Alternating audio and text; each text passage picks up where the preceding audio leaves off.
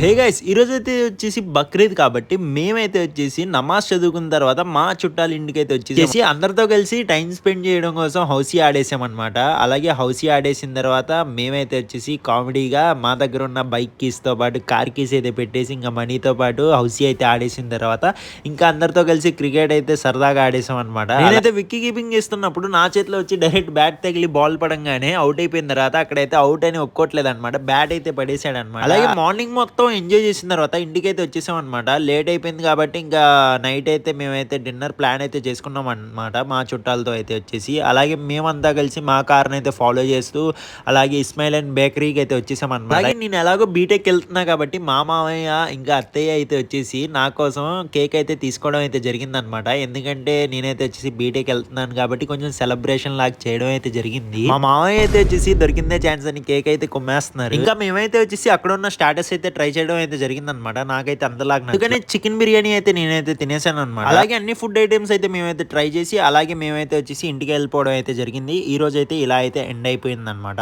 అలాగే నేనైతే వచ్చేసి 100 సబ్స్క్రైబర్స్ కి దగ్గరలో ఉన్నా. అలాగే మీరైతే మర్చిపోకుండా సబ్స్క్రైబ్ చేసి సపోర్ట్ అయితే చేసి